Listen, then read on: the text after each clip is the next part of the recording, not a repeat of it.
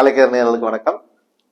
நாங்களுமே கடந்த எபிசோட்ல ஜனாதிபதி இந்த ஸ்பீச்சை பற்றி எல்லாம் காய்ச்சி போட்டு முடிக்கல ஜனாதிபதி தேர்தல் நடக்கும் என்றொரு ஒலிக்கீட்டு தெரியுதுன்னு சொல்லியும் அந்த ஒலிக்கீட்டு வெளிச்சம் பரப்பிச்சுன்னு சொன்னா அக்டோபர்ல ஜனாதிபதி தேர்தல் நடக்கும் என்று சொல்லியும் அப்படி நடந்தால் அதற்கு உடனடியாக பாராளுமன்ற தேர்தல் கிட்டத்தட்ட ஒரு வருஷம் இருக்குது. அடுத்த ஆகஸ்ட் வரைக்கும் 2025 ஆகஸ்ட் வரைக்கும் பார்லமெண்டத்துக்கு ஆய்வு இருந்தாலும் புதுசா வர்ற ஜனாதிபதி புது இந்த பார்லமெண்டத்தை கலைச்சு போட்டு உடனடியா பார்லமெண்ட் தேர்தலுக்கான ஏற்பாடுகள் நடக்கும் என்று சொல்லியும் கழிச்சிருந்தாங்க. அப்ப அது சாத்தியப்பாடு என்ன, ஏன் அப்படி நடக்கும் என்று எப்படி பேசப்படுதுன்னு சொன்னா, நாங்கள் இப்ப எதிர்பார்த்து கொண்டிருக்கிற 3 பேர்ல ஆர் ஜனாதிபதியா வந்தாங்க. அதாவது ரணில், சஜித், அனுர 3 பேர்ல இல்லாட்டி சரி இன்னொரு நாள் வந்தா கூட தெரியல. இப்போதைக்கு இருக்கக்கூடிய தெரிவுல ஆர் ஜனாதிபதியா வந்தாலும் ஜனாதிபதி தேர்தல் முடிந்த கையோட வெற்றி பெற்றாலும் அவர் பாராளுமன்றத்தை கலைச்சு போட்டு புதுசா திரும்ப பாராளுமன்ற தேர்தல் நடக்க போகுது ஒரு பரபரப்பு. அண்மை காலமா அது இந்த திடீரென்று பூஸ்ட் ஆன மாதிரி சொன்னா இந்த சினாரியோ பெருசா மாறல. எங்களுக்கு இப்ப கிட்டத்தட்ட 6 மாசமா இந்த அரசியல் நிலவரங்கள்ல ஒன்றும் பெருசா மாறல. அண்மை காலத்துல அது கொஞ்சம் அதிகமாக பேசப்படுறதாகவும் இப்ப இருக்கக்கூடிய பாராளுமன்ற உறுப்பினர்கள் அதற்கான முன்னாயத்தங்களை ஈடுபடுறதை கண்கூடா பார்க்கக்கூடிய மாதிரியான ஒரு சூழல் வெரி ஃபியூ டேஸ் நான் சொல்ல 5-10 நாளைக்குள்ளேயே அந்த பரபரப்பு தொற்றி கொண்டதை பார்க்கக்கூடியதா இருக்குது. கண்டிப்பா இப்ப இல்ல இந்த ஆட்சி மாற்றம்ன்றது உண்மையில இப்ப இந்த 6 மாசம் தேவை அல்ல. இந்த ஆட்சி மாற்றம்ன்றது அறகலையின் போதே எதிர்பார்க்கப்பட்ட ஒண்ணு. சரிதானே? கோட்டாபாய வெளியேறும் போதே சபாநாயகர் ஒரு பதில் ஜனாதிபதியாக கொண்டு அவரை வச்சுக்கொண்டு ஒரு ஜனாதிபதி தேர்தலையும் நாடாளுமன்ற தேர்தலையும் நடத்தி ஒரு ஆட்சி மாற்றத்தை கொண்டு வர்றது, அதுல ஒரு முறைமை மாற்றத்தை கொண்டு வர்றது, அந்த ஹீட்டா ஒரு புது அரசியலமைப்பை கொண்டு வர்றது, இதெல்லாம் அப்ப இருந்த விஷயம். அப்பவே அதுதான் எதிர்பார்க்க. ஏன்னா அப்படி ஒரு மக்கள் பலத்தோட வரக்கூடிய ஒரு ஆட்சி தான் இந்த சரிவுகள்ல இருந்தெல்லாம் நாட்டை மீட்கிறதுக்கான ஒரு முழுமையான இது இருக்கும் என்று எதிர்பார்க்கப்படும். இப்ப இருக்கிற எதிர்கட்சிகள் ரணில குற்றஞ்சாட்டுல மிக முக்கியமான காரணம் இதான். நீங்க சொன்னதுதான் நடந்திருக்கும். அந்த கூட்டங்களுக்கு போனவர் எல்லாம் ஓமண்டு சொல்லி போய் மற்ற எல்லாரோடையும் பேசி கதைச்சு இதுக்கெல்லாம் ஓமண்டு தலையாட்டி போட்டுதான் அப்புறம் அந்த பக்கம் போய் கோட்டாவோட கதைச்சு பேசி ஜனாதிபதியா பொறுப்பேற்றுக் கொண்டவர் என்றதும் இங்க எல்லாம் சொல்லி போட்டு அப்ப இருந்து இருக்குது. பட் ஆனா அந்த விஷயம் வந்து பார்க்கும்போது அதிகார தரப்புகள் இருக்குத்தானே, அதான் அதிகார தரப்புகள் அதிகாரத்தை தொடர்ந்து தக்க வைக்கிறதுக்கான தங்களுடைய போராட்டத்துல மற்றவர்கள் தொத்துப்பனார்கள் என்றதான் உண்மை. அதாவது ராஜபக்ஷ குடும்பமும் ரணில் மாதிரியான நீண்ட அரசியல் பாரம்பரியத்தை கொண்டவர்களும் தங்களுடைய அதிகாரங்களை தக்க வைக்கிறதுக்காக எடுத்துக்கொண்ட முயற்சிக்கு முன்னாலே இவர்கள் தோத்து போச்சுனா. ஏன்னா இல்லாட்டி அந்த வேகம் இருந்து உண்மையில ஒருவேளை எல்லா பிரச்சனைகளுமே தீர்ந்திருக்க கூடும். ஒரு புது அரசு அமைப்பு ஏன்னா அந்த நேரம் அந்த ஒரு இப்ப நீங்க திருப்பி போய் 13 கட்டிங்கன்னாலே உங்களுக்கு 13 அண்டைக்கு அப்படி இருக்கே. அன்றைக்கு இதெல்லாம் தீர்க்கணும், எல்லாம் முடிக்கணும். அண்டு நீங்க ஒரு புது அரசியல் அமைப்பை கொண்டு சமஷ்டி என்று இருந்தா கூட அன்றைக்கு யாரும் கேட்டிருக்க மாட்டான். ஏன்னா அந்த மாதிரியான ஒரு ஹீட் ஆஃப் த மூமெண்ட்ல இருந்த தருணங்கள். ஆனா அது நடக்கல. அப்ப நடக்கல என்ற போது இங்க இப்ப எல்லாம் இப்ப ரணில்கிட்ட இருக்கிறது ஒரு தொங்கு நாடாளுமன்றம் தான். அவர் இன்னொரு தரப்பினுடைய ஆதரவுல தான் ஆட்சியே வச்சிருக்கிறார். அவருக்கு ஒரு அமைச்சர் கூட கிடையாது, அல்லது ஒரு நாடாளுமன்ற இங்க போனபடியே அங்க தவிர வேற ஒண்ணும் இல்ல. சரிதானே? சும்மா பொம்மையா வச்சுக்கிற ஒன்றும் இல்லை. அப்படி இருக்கும்போது அவருக்குமே நாடாளுமன்றத்துல தன்னுடையது என்று சொல்லிக் கொள்ற இல்ல தான் விரும்புற எல்லாத்தையும் நிறைவேற்றக்கூடிய ஒரு சக்தி இல்லை. சஜித்தோ அனுரவோ வந்தா அவர்கள் அப்பவே அதை மாற்றணும் என்றிருந்தவர்கள். இப்ப கோட்டாபாய வெளியேறும் போதே இந்த மாற்றம் வர வேணும் என்று எதிர்பார்த்தவர்கள் என்றதுனால இதை அனுமதிக்க போறது இல்லை. கடைசி வரைக்கும் அவர்கள் தொடர்ந்து அனுமதிக்க போறது இல்லை. 2வது விஷயம், தச்சலாக யாராவது ஒருத்தர் இந்த 3 பேர்ல யாரோ ஒருத்தர் வெண்டுட்டாருன்னு வைங்களேன், அவர் அந்த ஒருத்தர் வெல்லுவாருன்றதுதானே ஒரு நியதி. புதுசா ஒருத்தர் வந்து வெல்றதுக்கான சான்ஸ் மைத்திரி மாதிரி வேற யாராவது கடைசி நேரத்துல வந்து சான்ஸ் இல்லையா நினைக்கிறேன். பட் ஓகே சொல்ல முடியாது. அது என்னன்றது தெரியாது. அதுல எங்கட நாங்க இப்படி எங்கட ஒரு பொது எடுகோள் வச்சுக்கொள்வோம். எங்கட பொது வேட்பாளர் அவரை லேசுப்பட்டாலும் நினைக்காதீங்க. சொல்லல அது. ஒருவேளை எல்லாரும் பேசி அந்த பொது வேட்பாளரை வேற ஒரு சிங்கள மக்களும் ஏற்றுக்கொள்ளக்கூடிய ஒருத்தரா போட்டுட்டா சொல்லல. அப்படி போடுவாங்கன்றீங்க. சரி, அதை விடுவோம். ஆனா அப்படி யார் வந்தாலும் இவர் இல்ல, இவன் எங்கட பொது வேட்பாளரே வந்தாலும் அவரும் அதைத்தான் செய்வார். நாடாளுமன்றமும் நிறைவேற்று அதிகாரமும் சட்டவாக்கத்துறையும் வந்து முரண்படக்கூடிய ஒரு சூழல்ல 5 வருஷத்துக்கெல்லாம் ஆட்சியை கொண்டு போறது சாத்தியமே.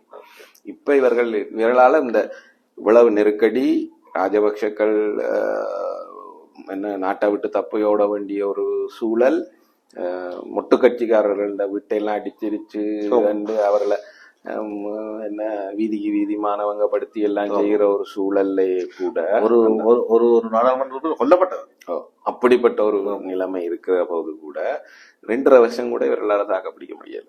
2 வருஷம் கூட தாக்கு பிடிக்க முடியாது. சரி, இன்றைக்கு மொட்டும் ரணிலும் பழையபடி கச்சாமச்சாக்கெல்லாம் வந்து முரண்பாட்டுல நிற்கிறது. அப்ப இந்த மாதிரி ஒரு ஆட்சியை 5 வருஷம் கொண்டு நடத்துறதுண்டா யோசிச்சு பாருங்க, அது சாத்தியமே இல்லை. அதனால ஆட்சியை கலைக்கிறதுலதான் மிக முக்கியமான இதுல இருப்பேன். வந்தோன்ன கலப்பினோம். ஆனா அது இப்ப ஒருவேளை ரணில் வந்தா ஆட்சியை கலப்பன் அதுக்குள்ள என்ன நிறைவேற்ற முடியும் என்பது பார்க்க கூடும். அதனால ஒரு 2 மாசம் 3 மாசம்ன்றது இன்னும் கூடலாம். 100 நாள்ன்றது ரணில வந்தா இன்னொரு, ஆனா கலைச்சுதான் ஆகும். முன்கூட்டியே கலைக்கிறதுன்றது நிகழ்ந்தே ஆகும். இந்த 1 வருஷத்துக்கு எல்லாம் அவரால் இழுக்க முடியாதுங்க. தொடர்ந்து இதே மாதிரி சூழல்ல என்ன அப்படி இழுக்க போனா என்ன நடக்கும்டா, அந்த சூழ களத்தை வந்து தங்களுக்கு சாதகமா மாத்துறதுக்கு இவரோட இருக்கிறாக்களே முயற்சிக்க தொடங்கிடும். இல்ல மற்றது ஒரு வேட்பாளர் வெண்டு வாராருன்னா களம் அவருக்கு சாதகமா இருக்குன்னு தான் அர்த்தம். அதே நேரத்துல அறுவடை செய்து எல்லாருமே யோசிக்கணும். அதனால எவ்வளவு விரைவாக கலைக்க முடியுமோ அவ்வளவு விரைவாக அவர்கள் கலைக்கிறார். அந்த 100 நாள் என்றதை என்னென்னா, இவர் புதுசா வர்றவர் தன்னுடைய அலுவலகத்துல தன்னை நிலைநிறுத்தி கொள்றதுக்கான ஒரு காலப்பகுதியா தான் இங்க பார்க்கணும். அது முடிஞ்சதும் அவர் நாடாளுமன்றத்துல கைய வைப்பார், அவர் அதை கலைப்பார். இப்ப இந்த விஷயத்துல இதை எதிர்பார்த்து தானே நாங்களும் ஒற்றுமை, எங்களுக்கு பொது வேட்பாளர் இது எல்லாம் வந்து, அது பொது வேட்பாளர் நாங்கள் ஆரம்பத்திலேயே எங்களுடைய கட்சிகள் எல்லாம் தூக்கி கொண்டு ஒற்றுமை தமிழக கட்சி வரணும் தொடர்ந்து காய்ச்சி கொண்டிருக்கணும்.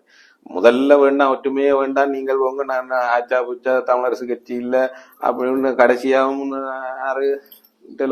செல்வம் அடைக்கலநாதன் தலைவர் சொல்லி இருக்கிறார், நாங்கள் என்ன அர்ப்பணிப்புக்கும் போறதுக்கு தயாரா இருக்கிறோம் ஒற்றுமைக்காக. பாசம். அப்ப ஏன்னா இந்த பயன்தான்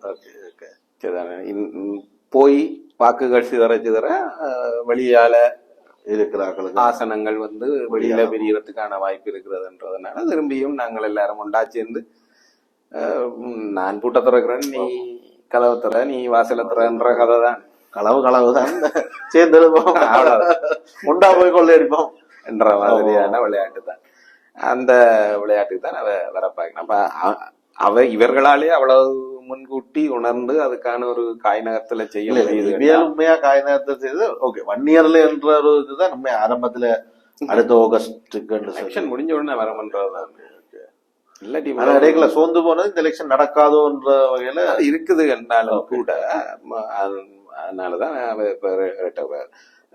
மன்னாருக்கு ஜனாதிபதி வரும்போது மொத்த வேலையும் பார்த்தவர்கள் ஆனா அவர் மோசமானவர், அவர் செய்ய மாட்டார், அவர் ஒன்றும் பட்டி புடுங்க மாட்டார். அதனாலதான் நாங்கள் தமிழ் வேட்பாளர், அவர்களும் நம்பிக்கை இல்லை, சிங்களவர்கள நம்பிக்கை இல்லைதான் நாங்கள் தமிழ் பொது வேட்பாளர் நிறுத்துறோம். ஆனா பிறகு அவர்கிட்ட போய் அபிவிருத்தி செய்யுங்க, இங்க மன்னாருக்கு அந்த டெவலப்மெண்ட் வேலையா இருக்கு, இந்த டெவலப்மெண்ட் வேலையா இருக்குது, இதை வவுனியா கேட்கறத விட்டுடுறது. ஓகே, இந்த சீனி பிரச்சனை, சீனி தொழிற்சாலை பிரச்சனை இருக்கு, அதனால இப்ப வவுனியா அவ்வளவு தூரம் போக்கஸ் ஆனதா இல்ல. அதாவது குவி மையம் அங்க இல்லாம இப்ப மன்னார் குவி மையமா இருக்குது. அப்ப மன்னார்ல எல்லா வேலைகளும் செய்யப்பட்டது. மன்னார் இன்னொரு குவி மையமா இருக்கிறதுக்கான காரணம் இந்தியா. அதானியினுடைய இது அங்க ஒரு பதட்ட நிலைமை ஒன்று உருவாகுது என்றதெல்லாம் உண்மையில அந்த மக்களோட நிக்க வேண்டியவர்கள் இந்த நாடாளுமன்ற உறுப்பினர்கள், ஆட்சி அதிகாரம் உள்ளவர்களோட நிக்கணும். இதுல வந்து எதிர்கட்சியில ஆளுங்கட்சியில இருந்து இந்த நிக்கிறது பரவாயில்ல. பரவாயில்ல ஆமா, எதிர்கட்சியில இருந்து கொண்டு எதிர்கட்சியில கூட இல்ல, இந்த ஜனாதிபதிட்ட இருந்து எங்களுக்கு தீர்வே கிடைக்காது, அவனை நம்பவே முடியாது, நாங்க நம்ப முடியாமத்தான் எங்களுக்கு கேட்டு கேட்டு களைச்சு போய்தான் நாங்கள் எங்கட வாட்டில ஒருத்தரை கொண்டு வர்றோம் சொல்றவர்கள் ஜனாதிபதி உண்மை என்று சொல்கிறவர்கள்லாம் பிறகு இப்படியும் அவர்களுக்கு பல்லாக்கு தூக்கினவன்றது. அப்ப அவர்களுடைய கணிப்புகள் எங்க இருக்குது என்றத விளங்கிக் கொள்ளும். மக்களுக்கு ஒரு முகமும் ஆட்சியாளர்களுக்கு ஒரு முகமும் தங்களுடைய பர்சனல் பெனிஃபிட்ஸுக்காக அடிப்படையும் இதுதான். அப்ப அந்த ஒற்றுமை முகத்துக்கும் பின்னாலேயும் முன்னாலேயும் இப்படிதான் இருக்குது. சரிதான், எல்லாத்தையும் அவர்கள் ஒற்றுமை என்றது என்னன்னா ஆசனங்களுக்கு தான். நாடாளுமன்ற ஆசனங்களுக்காக நாங்கள் ஒரு ஒற்றுமையை கொண்டு வர்றோம் என்றது. அதனால நாடாளுமன்ற தேர்தல் விரைவில் இருக்கிறத விட நடக்க வேண்டிய காலப்பகுதிக்கு முன்னால அது நடக்கும் என்றத எதிர்பார்க்கக்கூடியது. ஏதாவது மிராக்கிள்ஸ் நடந்து ஒருவேளை ரணில் விக்ரமசிங்க வெற்றி பெற்று அதுல தெளிவா இருக்கிறீங்க, மிராக்கிள் நடந்தா தான் அதுல மாற்றி அந்த அந்த பாதிப்பு வந்து மொட்டு கட்சிக்கு மிக மோசமானதாக இருந்தார். அவர்கள் இப்பவும் 8 தொடக்கம் 17% வாக்குகள் தங்களுக்கு வரும் என்று நம்பினார். சரிதானே, மொட்டு கட்சி அது அப்படி இல்லாம 1 வீதம் 2 வீத வாக்குகள் என்ற அளவுக்கு ஒருவேளை வீழ்ச்சி அடைந்தால் மொட்டு கட்சி வந்து நாடாளுமன்றத்தை கலைக்கிறதுக்கு அந்த தருணத்துல போறதுக்கு வாய்ப்பு இல்லை. இவருக்கும் கூட ஏற்கனவே சரிந்து கிடக்கிற ஐக்கிய தேசிய கட்சி நாடாளுமன்றத்துல பலத்தை கொண்டு வரும் என்ற நம்பிக்கை இல்லை என்றால் இந்த நாடாளுமன்றம் தன்னுடைய பதவிக்காலம் முழுவதுக்கும் நீடிக்கிறதுக்கான ஒரு வாய்ப்பை கொண்டிருக்க கூடும். அது ரெண்டுமே ஒரு திரும்ப நிகழ்தகவு குறைஞ்ச ஒரு சந்தர்ப்பமா தான் இருக்க போகுது. ஓகே, இப்ப இது நடக்குதுன்றது உண்மையா நாங்கள் இப்படி அவசரமா உடனடியாக கலைக்கப்பட்டு உடனடியாக ஒரு பாராளுமன்ற தேர்தல் வரும் என்று சொல்லி ஊடகவியலாளர்களோ மக்களோ முகந்து பிடிக்கிறதுக்கு காரணமா இருக்கிறது அந்த நாடாளுமன்ற தேர்தலுக்கான தயார்படுத்தல். இந்நாள் முன்னாள் எம்பிக்கள் இறங்கி எல்லா நாடு முழுக்களுமே வடக்கிலும் சரி தெற்கிலும் சரி அந்த தயாராகாம இருப்பாங்க. அவைக்கு பிரச்சனை எல்லாம் இப்ப என்னன்னா எங்க நிக்கிறது, யாரோட நின்று நாங்கள் வாக்க பெறுறது, அடுத்த முறை வரலாமா வர முடியாது. இது மிக முக்கியமா பிரச்சனையா இருக்கிறது மொட்டை கட்சிக்காரருக்கு. மொட்டை கட்சி ஏற்கனவே உடைஞ்சு போய் நிக்குது. இப்ப சுதந்திர கட்சி அவர்களோட சேர்ந்து நின்றது. இன்றைக்கு சுதந்திர கட்சி தனியா நிக்குது. மொட்டு கட்சிகள் இருந்தவர்களே இப்ப நாங்கள் போனஸ் எபிசோட்ல சொல்லுவாங்க, நிமல் லன்சா, அனுர பிரியதர்ஷன யாப்பா போன்றவர்களோட சேர்ந்த ஒரு குழுக்களாக இன்னொரு குழு நிக்குது. டலஸ் அழகப்பெருமா, பேராசிரியர் பி.டி. சேவை மாதிரியாக ஒரு 30 பேர் கொண்ட எம்பிக்கள் குழு அது தனியா நிக்குது. சரிதானே, இவர்கள் எல்லாம் மாதிரியான பிரச்சனை. திருப்பி ஒரு ஒற்றுமைக்கு வருவினா இல்ல, எங்கேயாவது ஒரு ஒற்றுமை வந்தாதானே பிடிக்க முடியும். இல்ல மற்ற மொட்டு கட்சியில இன்னொரு குழு கொண்டு கோத்தபாயோட இணங்கி இன்னொரு ஜனாதிபதி கேண்டிடேட்டுக்கான ஒரு இதோட சப்போர்ட் இத பத்தி கேக்குறீங்க, திலித்த பத்தி பேசுறீங்க. ஆனா திலித்துக்கான நேரடியா திலித்தன் இல்லாமல் சொல்றேன்னு சொன்னா அவர்களும் திலித்தான் வேட்பாளர்ன்றது இல்ல. அம்லத்தை கொண்டு வர்றதுக்கான வாய்ப்புகள் இருக்குது, பழைய கொண்டு வர்றதுக்கான வாய்ப்புகள் இருக்குது. ஆனா அதுல இருக்கிற பிரச்சனை என்ன, கோட்டாபய ஒருவேளை மொட்டு கட்சி தன்னுடைய வேட்பாளரை நிறுத்தினால் அல்லது ரணிலுக்கு ஆதரவு அளிக்கிறது என்ற ஒரு முடிவை எடுத்தால் கோட்டாபய வந்து வெளிப்படையாக திலித்துக்கு ஆதரவு அளிக்கிறதுக்கான வாய்ப்புகள் குறைவு, மிக குறைவு. ஏனென்னா கோட்டாபய தான் நாசமாக்கிட்டார் இந்த மொட்டு கட்சிய என்ற ஒரு குற்றச்சாட்டு ஏற்கனவே உள்ளுக்குள்ள இருக்குது. சரிதான், இவர் தான்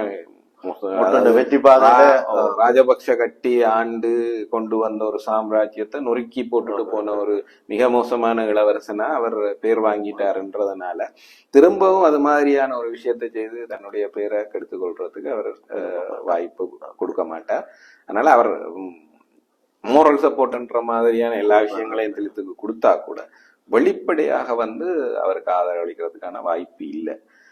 அந்த மாதிரி ஒரு நிலைமையில இவர்கள் யாரோட போய் நின்று இந்த பிளான் பண்றது என்றதுதான் அதுதான் இப்ப இருக்கிற இப்ப சஜித்தோட போறதா அல்லது ரணிலோட போறதா அல்லது கொஞ்சம் பேர் திரும்பவும் சுதந்திர கட்சியோடைய போய் அதுக்குள்ள சேர்ந்து அவரும் அதுக்குள்ள நானும் ரவுடி தான் என்று சொல்லி விஜயதாச ராஜபக்ஷ அவரும் ஒரு ஸ்டாண்ட் எடுத்துருக்காரு. தான் அடுத்த ஜனாதிபதி நான் இந்த முறை கேட்க போறேன் என்று சொல்லி அது உண்மை. அது என்ன இந்த பின்னணி என்ன சாத்திருந்த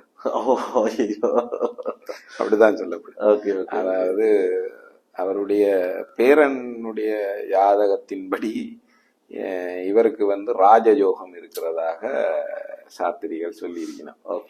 இலங்கையினுடைய அரசியலை விடுக்கிறார்களா வாழ வைக்கிறார்களான்னு தெரியல. ஏதான அது ரெண்டுல ஏதோ ஒன்றை செய்து கொண்டிருக்கிறவர்கள் அது நிறையவே இவ்வளவு இப்ப சாத்திரத்தை நம்பி இவ்வளவு வர வரையாக அடிபடுறத கண்கூடா பார்த்தா இவர் திரும்ப செய்யறது இந்த நாட்டுலதான். அதனால இப்பவும் அதுதான் அதுக்காக ஜாகங்கள்லாம் மந்திரிச்சு தண்ணியை கொண்டு ஆத்துல ஊத்தினாங்க. அப்ப இதுக்கு விடுவோம் ராஜயோகம் இருக்குதுன்னு வேற சொல்லிட்டேன்.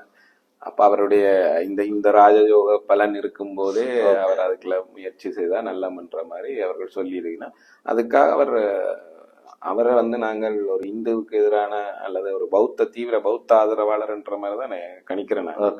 விஜயதாச ராஜபக்ஷ அவர் இங்க வந்தா நயனாதாவை விட்டுட்டு போய் விகாரையில அம்மங்கோயில விட்டுட்டு விகாரையில இதண்டு வேற அதை பெருசா கதைப்பாரு தண்டு வேற அவர்களுக்கு உதவி செய்வேன் அப்படி இப்படி எல்லாம் சொல்லி பேசுவாருன்ற ஒரு இது இருக்கு. ஆனா அவர் இந்த சாத்திரி வந்து சாத்திரி அது எப்பவுமே சாத்திரம் எங்களோட சார்ந்த விஷயம் தானே. சிங்களத்துல சொன்னாலும் அடிப்படை எங்களுடைய பட் அவரை அப்படி சொன்னதுக்கு பிறகு இந்த முயற்சிகள்ல இறங்குறதுக்கு முன்னம் வீட்டுக்கு ஐயர்மாரையும் பிரித்துக்களையும் என்ன பிக்குகளையும் ஒன்றாக கூப்பிட்டு அவை ஒரு பக்கத்துல யாகம் பழக்க இவை ஒரு பக்கத்துல பிரித்தோதாண்டு அப்படி அந்த மாதிரி எல்லாம் தொடக்கி அதெல்லாம் செய்துதான் அவர் இந்த இதுக்கே வந்தார். சோ அந்த ராஜ யோக பலனை வந்து பூஸ்ட் பண்றது அத கொழுந்து விட்டு எரிய பண்றதுக்கு எல்லாம் சக்தி வாய்ந்த எல்லாம் செய்துட்டு தான் அவர் வந்திருக்கிறார். அது எவ்வளவு தூரம் அவருக்கு சாத்தியமா போகுதுன்றது தெரியல. ஆனால் அதுதான் அவருடைய அடிப்படையான நோக்கம். அவர் இதுக்குள்ள தானம் ரவுடிதான் ஜோதிடம் தான் காரணமா இருக்கு. சரி, நாங்கள் இப்ப திரும்ப வெங்கட விஷயத்துக்கு வரோம். இப்ப இந்த பாராளுமன்ற தேர்தல்னா இப்ப இது அக்டோபர் ஆரம்பத்துல நடக்கணும். 5 இல்லாட்டி 12 எதிர்பார்க்கப்படுற தேதியா இருக்குதுன்னு சொன்னா இப்ப தாண்டி அங்க 45 to 60 நாளுக்குள்ள பார்லமெண்ட் தேர்தல் முடிஞ்சு 45 to 60 நாளுக்கு நடக்கும்ன்றதுதான் எதிர்பார்ப்பு. அப்படித்தான் அதுல இருந்து 3 மாசம் ஆகும். இவர் வந்து தன்னுடைய முதல் தான் பொறுப்பெடுத்து அதுக்கான வேலைகள் எல்லாம் பார்த்து அவர் கொஞ்சம் புதுசா வந்துட்டாரு. ரணிலண்டா வேற ரணிலுக்கு வேற நோக்கங்கள் இருக்கு. ஏன்னா அவர் நிறைய இந்த நாடாளுமன்றத்துக்கே நிறைய திருத்தங்கள் அது எழுதலன்னு கொண்டு வந்திருக்காரு. புது நாடாளுமன்றம் கொண்டு வரும்போது சில நேரம் அதுல பிரச்சனை வரும். ரணிலே வந்தாலும் கூட புதிய அரசமைப்பு என்ற விஷயம் ஒன்று திருப்ப மேற்கிளம்பி ஒரு பிரச்சனை உருவாகும். சரிதானே? அப்ப வந்து இவர் அந்த அரசமைப்பு திருத்தங்களை செய்கிறது என்றதுல இவருக்கு ஒரு இடர்பாடு வரும். உடனடியா செய்ய முடியாது. இருக்கிற நாடாளுமன்ற உறுப்பினர்கள்ல எத்தனை பேரை தன் பக்கம் வளைச்சு கொள்ளணும் ஏற்கனவே நிறைய கொண்டு வந்திருக்காரு. ஏதோ இந்த வரலாற்றிலேயே அதிக திருத்தங்களை கொண்டு வந்தது நிறைவேற்றின காலப்பகுதி இதுதான் சொல்றாரு. இன்னும் வரும் கிட்டத்தட்ட 150 கிட்ட இன்னும் வரும் சொல்றாரு. ஒருவேளை அந்த மாதிரியான வேலைகளை செய்யறதா இருந்தால் ரணில் இன்னொரு ஒரு மாசம் கூடவோ என்னவோ குறையவோ எடுக்கக்கூடும். ஆனா அவரும் அந்த 3 மாச காலம் அதுக்கு தேவை. ஜனவரி பிப்ரவரியில கண்டிப்பா நாடாளுமன்ற தேர்தல் அவர் முதல்ல அப்படிதான் சொல்லி இருந்தார். இந்த வருஷத்துல இந்த தேர்தல் நடக்கும், அடுத்த வருஷத்துல நாடாளுமன்ற தேர்தலும் மாகாண சபை தேர்தலும் அடுத்த வருஷத்துல நடக்கும். அதுக்கு பிறகு உள்ளூராட்சி தேர்தல் சொல்லியிருந்தோம். அதனால அதுக்கான வாய்ப்புகள் எங்களுடைய நாடாளுமன்ற உறுப்பினர்கள் முன்னாள் நாடாளுமன்ற உறுப்பினர்கள் என்ன மாதிரியான தயார்படுத்தல்கள்ல இப்ப ஆரம்பிச்சிருக்கிறாங்க? அது ஏதாவது அப்படி ஏதாவது சம்பவங்கள் அவர்கள் எப்பவாவது தயார்படுத்தல் ஆரம்பிக்கணும் என்றது இல்ல.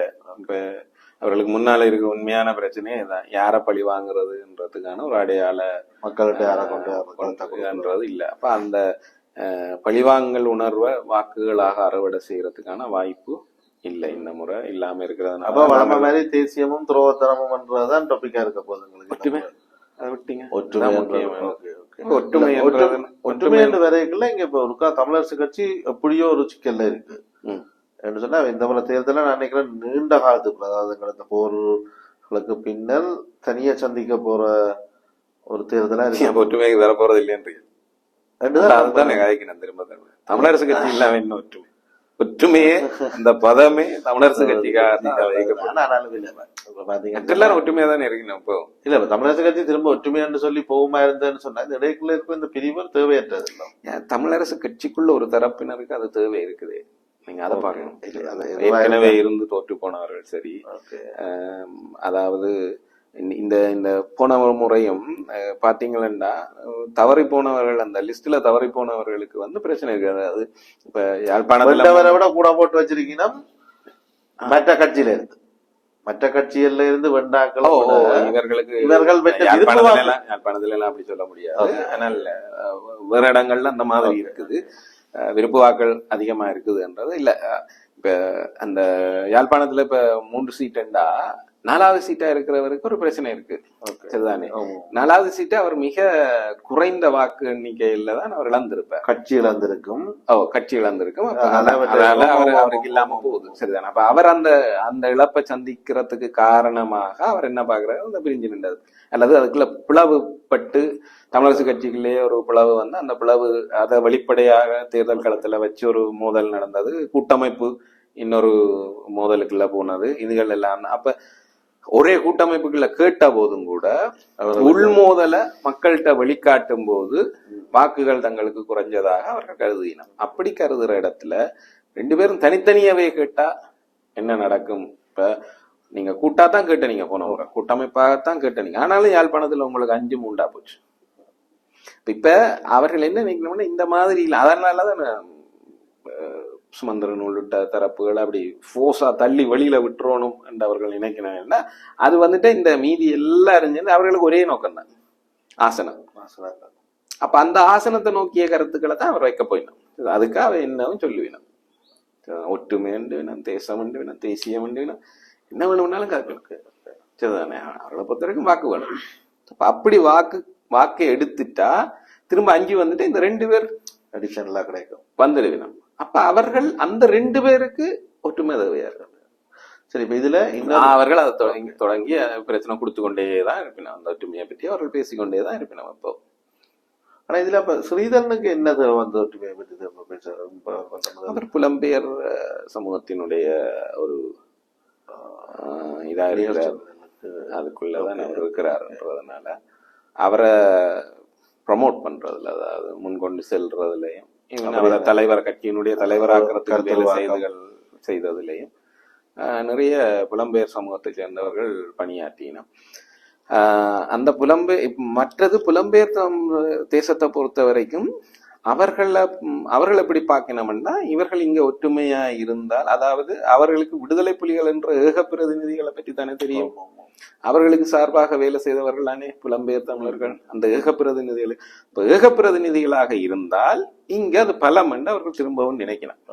இப்ப இவர்களும் ஒற்றுமை என்ற அவர்களுடைய வாதம் வந்து அது வேறு நோக்கத்துக்கான, இவர்கள் எல்லாரும் ஒன்றா இருந்தா இவர்கள் ஒரு பலமா, இப்ப சுமந்திரன் ஒரு கோணத்திலேயோ சித்தார்த்தன் ஒரு கோணத்திலேயோ யாரு அடைக்கல்நாதன் ஒரு கோணத்திலேயோ பேச முடியாது, அவர்கள் ஒரே கோணத்துல இருந்துதான் பேசணும். அப்படி பேசுறது ஒரு பல்லமல்லமா அவர்கள் அங்கிருந்து நினைக்கிறாங்க.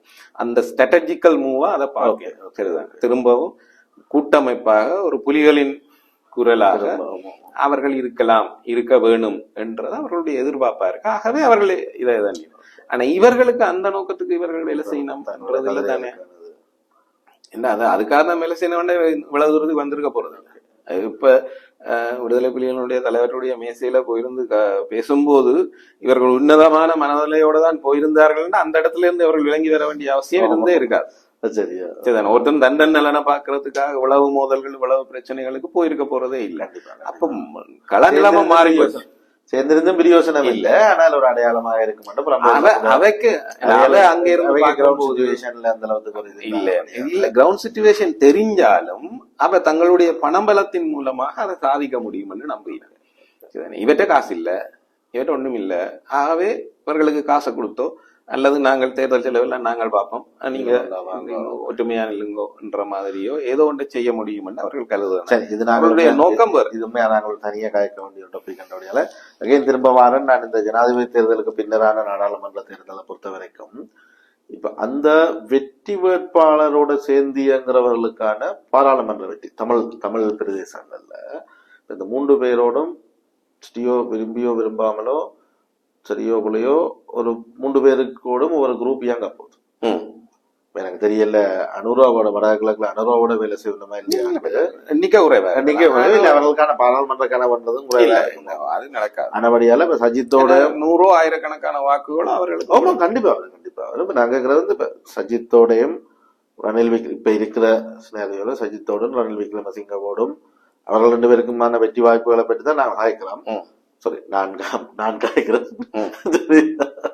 அப்ப இப்ப இந்த 2 பேரோடும் பொது வேட்பாளர் என்ற ஒரு ஆள் இருந்தால் அந்த அது தமிழ் மகாசபை என்ன சொல்றது, தமிழ் மக்கள் சபை ஒரு பொது வேட்பாளர் நிறுத்தத்தான் போற உறுதியா இருந்து நிறுத்தினால் 35-42 லட்சம் ரூபாய் கட்டுப்பணம் கட்டி நிறுத்தினால் அவரோ எங்களுடைய ஆக்களுக்கு 3 சாய்ஸ் வரப்போகுது. அப்ப 3ல 2 இல்ல நான் சொல்றேன் வெற்றி வேட்பாளர்களை சப்போர்ட் பண்ணி ஜனாதிபதி தேர்தலில் வேட்பாளர்களுக்கு அதுல இந்த வெற்றி வேட்பாளர் அவன் 2 பேரும் தானே வியல் தமிழ் மக்கள் சபையே சொல்லிடுறேன், நாங்கள் ஜனாதிபதி தேர்தலில் வெல்றதுக்கான இதுல வெல்ல போறதும் இல்லைன்னு தெளிவா இருக்கணும். அப்ப இந்த 2 பேரோட இப்ப அன்றைக்கு கடைசியா ஒரு முடிவு எடுத்திருக்கணும். முடிவு எடுத்ததுதான் அல்லது சரியான ஞாபகத்தை கொண்டு வர டக்குன்னு முடியல. அதாவது அவர்களுடைய கட்சிகளினுடைய முன்னாரை தமிழ் தேசிய ஜனநாயக தமிழ் தேசிய கூட்டணி சின்ன டிடிஎன்ஏ இருக்குதானே, அந்த சின்ன டிடிஎன்ஏனுடைய கூட்டத்துல என்ன சொல்லி இருக்கணும்னா, இந்த முதல் ஒரு கதை சின்னமே ஆரம்பத்துல சொல்லி கொண்டிருந்தோமே, அதாவது நாங்கள் இத இந்த உலகத்துக்கு காட்டுறதுக்கு பொது வாக்கெடுப்பாக இதை நிகழ்த்த போகிறோம் அப்படி கூறுறது இல்லை என்று ஒரு முடிவு எடுத்துட்டு நம்ம நடக்காதுன்னு தெரியும். உலகம் அப்படிதான் பாக்க நீங்கள் அதை சொல்லாட்டில உலகம் உங்களோட நீங்க பிரதிநிதிகளை கொண்டு வந்தீங்களா அவர் வெளியிலன்றது இத்தனை பெர்சன்டேஜ் தான் பாக்குறது. அதுதான் நாங்களும் அதை இப்ப அவ என்னன்னு அதை திருப்ப பாக்கினோம்னா இது ஒரு கருத்தியல் தான். நாங்கள் 2010க்கு பிறகு இருந்து இந்த கருத்தியலை முன்னெடுத்து வந்த நாங்கள் அது ஒரு கட்டமா முன்னேறி இந்த கட்டத்துல நாங்கள் ஒருத்தர நிறுத்தினேன். இப்ப நீங்க திருப்பி போய் கேட்டீங்க போன முறையும் ராஜலிங்கம் அது மாதிரி இந்த முறையும் ஒருத்தரை நிறுத்தி இருக்கிறான், அப்படி முடிச்சு விட்டுடலாம், ஸ்மூத்தா முடிச்சு விட்டுடலாம். இதுல இருக்கிற பெரும் பேராபத்து என்ன சொல்லுங்க பாப்போம். அப்படி இது ஒரு பொது வாக்கெடுப்பு என்று கூறுறது இல்லை என்று சொன்னால் அங்க வாக்குகள் குறைந்தால் கட்சிகளுக்கு பொறுப்பு இல்லை, கேள்வி வராது.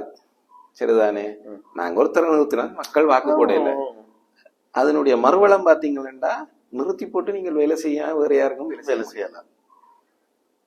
நான் உங்களதான் வேலை செய்யணும், பட் வெளியில அப்படித்தான் சொல்லுவேன், நீங்க கண்டுபிடிக்காது. அப்ப நாங்க பொது வேட்பாளருக்கு ஆதரவுன்னு ஒரு வெளிபிம்பத்தை நிறுத்தி வச்சுக்கொண்டு நான் எங்களுடைய வேலைகள் வாக்குகளை கொடுக்கறதுன்றத வேற யாருக்காகவும் கூட நாங்கள் செய்வோம். வெளிப்படையா நாங்க சும்மா பொது வேட்பாளர் கூட்டங்களுக்கு போவோம், பேசுவோம், ரணில் விக்ரமசிங்கங்களுக்கு தீர்வு தரையில்லைன்னு சொல்லுவோம். ஆனால் கணிசமான வாக்குகள் அங்க போறத இப்ப நீங்க பொது வேட்பாளர்ன்றது ஒரு பொது வாக்கெடுப்பு என்று நீங்கள் நிகழ்த்தினா இங்க உங்களுக்கு வாழ்வாசாவா போராட்டம் வந்தது. வாழ்வாசாவா போராட்டம் வந்தா நீங்கள் ஒன்னும் செய்யலாம், வேலை செய்த ஆகும். இதுன்ற ரிசல்ட்ஸ் உங்களை நேரடியா பாதி நீங்க தோத்துட்டீங்கன்னு எல்லாம் போராம எல்லாம் கேட்பேன். அப்ப நீங்க வெளியில வேற ஒன்றும் செய்யல, நீங்க இந்த எடுத்துக்கொண்ட இதுக்காக உயிரை கொடுத்து வேலை செய்யும். அதுக்கு நாங்க ரெடி இல்லை. சரி, அது இருக்கட்டும். நான் கேட்க என்னன்னு சொன்னா, இந்த அவர்களோட நிக்கிறதன் மூலம் வெற்றிக்கான சந்தர்ப்பம் இருக்கிற ஆக்களோட இல்லாட்டி வெல்ல போற வேட்பாளரோட நிக்கிறதன் மூலம் இவன் பாராளுமன்ற தேர்தல் ஆசனங்களை கைப்பற்ற வீதாசாரத்துல மாற்றம் வரும் நினைக்கிறீங்களா? உதாரணத்துக்கு சரி உங்களோட விருப்பப்படி சஜித்தே வெல்றாரு. எந்த விருப்பம் ஜனத்தெல்லாம் கிடையாது. தயவு செய்து இல்ல இல்ல சரி உங்களோட கருத்துப்படி விருப்பப்படி இல்ல கருத்துப்படி எந்த விருப்பம்னு கேட்டீங்கன்னா அப்படி வெளிப்படையா நீங்கள் கேட்டீங்கன்னா நான் பைஸ்கருக்கு தான் சொல்லுவேன். ஓகே ஓகே சரி இல்ல இல்ல உங்களோட கருத்துப்படி நீங்க அதாவது பாசிபிலிட்டிஸ் என்ன இந்த சொல்றீங்க? 3 பேருமே தீர்வு தர போறது இல்ல. இல்ல இல்ல அதை விட பாசிபிலிட்டிஸ் அவர் சஜித் யாரும் வெல்றதுக்கான வாய்ப்பு இருக்கு இதுவரைக்கும் இல்ல. அது தெரியாது. பட் ஆனா அவர் இப்ப இருக்கிறதுல லைட்டா முன்னணியில இருக்கிறார்ன்றதுதான் கருத்து கணிப்பு. அதான் சொல்றேன் நான்.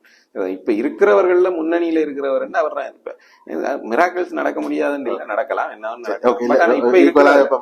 என்ன கேட்டீங்களா தனிப்படை என்ன கேட்டீங்கன்னா நீங்கள் பொது வேட்பாளர் நிறுத்துறது இதெல்லாம் இல்ல, நீங்க புறக்கணிக்கிறது தான். என்ன நீங்கள் தான் மொத்தமும் பிள்ளைன்றீங்க. இந்த ஒருத்தரோடையும் பேச முடியாது. அந்த புறக்கணிப்புன்றது எதை நோக்கியதா இருக்குமெண்டா பிரிவினையை நோக்கித்தான் அந்த புறக்கணிப்பை முன்வைக்கவும் முடியும். என்ன நீங்க அதை எல்லாரும் நிராகரித்ததுக்கு பிறகு என்னத்தை போய் அவையோட பேசுறது? என்ன இருக்கு? ஒன்றும் இல்ல தானே. அதனாலதான் அதை பற்றி பெருசா வாய திறக்காம இருக்கிறேனே தவிர அப்ப நான் இதை பற்றி பேசினா ஒத்துக்கொள்ளுவீங்களோ அல்லது இது சாத்தியமான விஷயமாவோ அல்லது கலாச்சாரத்துக்கு ஏதாவோ புரிந்து கொள்ளப்படுமோ இல்ல. அதனால நான் அதை பேசாம தவிர்க்கிறேனே தவிர அந்த தவிர்ப்புக்கு காரணம் பிரேமதாசா ஆதரவுன்னு ஒரு அதே நான் கேட்கிறது. இப்ப இதுல ஒரு ஒரு ஒரு குரூப் வந்து சஜித்துக்கு ஆதரவா நிக்க போகுது. எங்களுடைய அரசியல் தலைவர்களோ கட்சிகள். அதே மாதிரி ஒரு குரூப் வந்து ரணிலுக்கு ஆதரவா நிக்க போகுது. இதுல சஜித் வெல்ற அவர் ஜனாதிபதி ஆகிறதன் மூலம் இங்க இருக்கிற அந்த அந்த அவருக்கு வேலை செய்த அந்த குரூப்போ அந்த கட்சிக்கோ பாராளுமன்ற வெற்றிக்கான சான்ஸோ கொடுந்தாரு. இவையல் சப்போர்ட் பண்ணினதான் ஜனாதிபதி வந்துங்க. இவையில நாங்க பார்லிமெண்ட்டுக்கு அனுப்பினா நாங்கள் இவையலூடாக அபிவிருத்தி என்ற விஷயத்துல நிறைய செய்யலாம்னு சொல்லி அதுவும் உண்மையாவே இந்த டிசிஷன் மேக்கிங்ல ஒரு பங்களிப்பை செலுத்துமா? அப்படி அவர்கள் நான் பார்க்கல. நான் அவையால் யோசிச்சிருக்க மாட்டோம்னு நினைக்கிறீங்களா? இல்ல இல்ல அவ யோசிக்கணும். அது இந்த மாதிரி அல்ல. அதாவது கொழும்புல இருக்கக்கூடிய ஒரு பெரும்பான்மை கட்சி வேட்பாளர் ஒருத்தரை ஆதரிச்சு அவர் வெற்றி பெற்றா அந்த ஆதரவு தளம் தங்களுக்கு நாடாளுமன்ற தேர்தலில் தங்களுக்கு ஒரு பயனுள்ளதாக இருக்கும் என்ற ரீதியில அவர்கள் யோசிக்கல.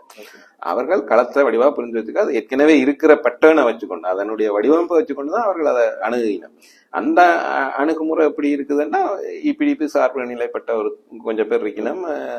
இப்ப அங்கேயன் போன முறை அங்கேயன் வெண்டார் போன முறை இந்த முறை வெல்வாரான்றது அவரையும் வேலை செய்ய போறதால இருந்து தான் தெரிய போகுது. ஆனா அவர் ஒரு தனி அணுகுமுறையில தான் அவர் போன முறையும் வென்றிருக்கிறார். ஸோ அந்த மாதிரியான ஒரு நிலைப்பாட்டுல அவருக்கான ஒரு வாக்கு வங்கி அவர் வெல்லுறாரோ இல்லையோ அவருக்கான ஒரு வாக்கு வங்கி இருக்க போகுது. இதை தவிர்த்து பாத்தீங்கன்னா தமிழ் தேசிய மக்கள் முன்னணிக்கான ஒரு வாக்கு வங்கி இருக்க போகுது. இதை தவிர்த்து இவ்வளவு நாளும் கூட்டமைப்பாக இருந்தது.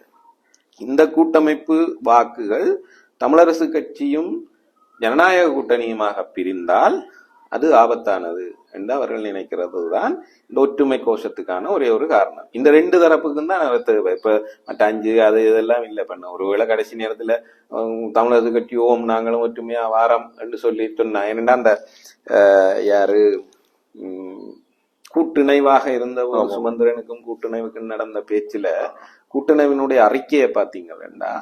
அதுல அவ என்ன சொல்லினோம்னா நாடாளுமன்ற தேர்தலில் இந்த ஒன்றிணைவு தேவைதானே என்று நாங்கள் சுமந்திரனிடம் சுட்டி காட்டிய போது அவர் அதனை ஏற்றுக்கொண்டார். அப்ப இங்க பிரச்சனையா இருக்கிறவரே சுமந்திரன் தான். கூட்டமைப்புக்குள்ள இந்த ஒற்றுமைக்கு பிரச்சனையா இருக்கிறவர் என்று கூடப்பட்ட சுமந்திரனை கூட வாக்குகள் என்று வருகின்ற போது ஒரு கூட்டணைவு நாடாளுமன்ற தேர்தல்ல நல்லதுதான் என்று நினைக்கிற ஒரு சூழல்லாம் இருக்கு. அப்ப இது சாத்தியமாக கூட கூடும். கடைசியில வேந்தன் கட்சியையும் என்ன ஸ்ரீகாந்தா கட்சியையும் கொடுக்காம தட்டி போட்டு மிச்சம் 3 பேரும் வழக்கம் போல சேர்ந்து கொள்றது அதெல்லாம் நடக்க முடியாது இல்ல. அப்ப இதுதான் கணக்கு. இங்க கணக்கு இதுதான்.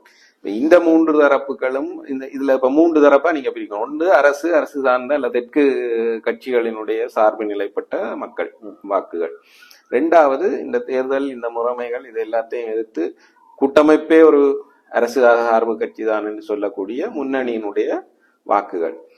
அதை தாண்டினா இந்த மூன்றாவது தரப்பாக இந்த கூட்டமைப்பினுடைய வாங்க இது ரெண்டுக்கு நடுப்பட்ட இருக்க அரசு பக்கமும் இல்ல, முழுமையா எதிர்ப்பக்கமும் இல்ல, நாங்கள் நிலைமைக்கேற்ப தாளம் போடுவோம் என்று சொல்கிற இந்த வாக்கு.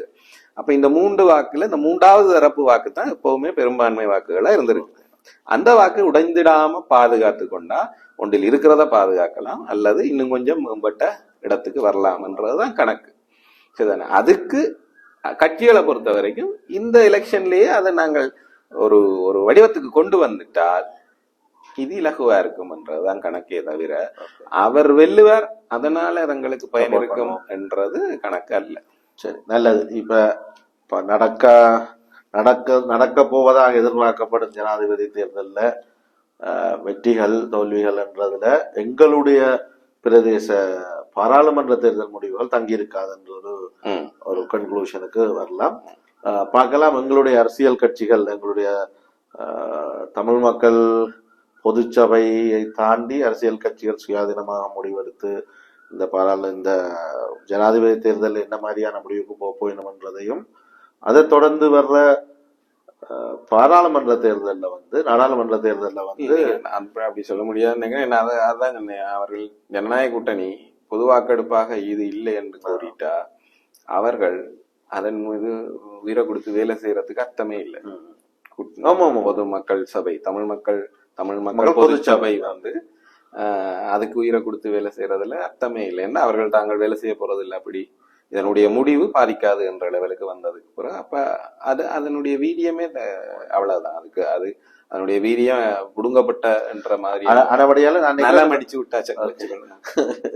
அதனுடைய இந்த முறை இவர்களுடைய முன்னெடுப்புகள் அல்லது முடிவுகள் முழுக்க தங்களுடைய அடுத்து வரப்போற நாடாளுமன்ற தேர்தலில் என்ன தங்களுடைய பாதகங்களை அடிப்படையாக கொண்டுதான் இந்த ஜனாதிபதி தேர்தல் முடிவுகள், இல்லாட்டில் அந்த தொடர்பான ஒற்றுமை என்ற மாதிரியான ஆப்ஷன்ஸ் இருக்குன்னு நினைக்கிறேன். இதை தாண்டி இந்த பொது வேட்பாளர் பஞ்சாயத்து ஜனாதிபதி தேர்தலோட முடியுமா, அல்லது இந்த ஒற்றுமை கோஷம் நாடாளுமன்ற தேர்தல் வரைக்கும் போதா, அதுல சில மாற்றங்கள் இல்லாட்டில் தாக்கங்களை செலுத்துமான்னு தெரியல. பார்க்கலாம், இன்னொரு டைம் இருக்குது. நாங்கள் இன்னும் ஒரு அரசியல் இரட்டையில அந்த மாதிரியான விஷயங்களையும் வேட்பாளர் விஷயம் தாக்கம் செலுத்துதோ இல்லையோ நாங்களா சொல்லுவோம். அப்படி இப்ப போன முறை வெளிநாட்டுக்கு போய் ஒருத்தர் சொன்னாரு, ஸ்ரீதரன் சொல்லி பொது வேட்பாளர் நிறுத்தினபடியா தான் பேசினவே. அந்த மாதிரி நாங்க என்ன வேணும்னாலும் சொல்லிக்கலாம். பார்க்கலாம், நேரம் இருக்குது. கிட்டத்தட்ட இன்னொரு 3 மாசம் எங்களுக்கு ஜனாதிபதி தேர்தலுக்கு டைம் இருக்குது. அதுக்கு பின்னர் ஒரு 3+ மாசம் நாடாளுமன்ற தேர்தல் டைம் இருக்குது. பல நாடகங்கள் மேடைக்கு முன்னும் பின்னும் அரங்கேற காத்திருக்கின்றன. அப்படியான விஷயங்களுடன் இன்னும் ஒரு நாட்டு நடப்பு அரசியல் அரட்டை நிகழ்ச்சிகள் கொஞ்சம் பேரை பார்க்க வச்சுக்கணும். தண்ணி வத்தி கத்துறது இப்ப இல்லாத இன்னொரு தேவைப்படைகள் எடுத்து மக்கள் மத்தியில போறதுக்கான ஒரு ஏற்பாடுகளும் இருக்கும். நன்றி, வணக்கம். நன்றி.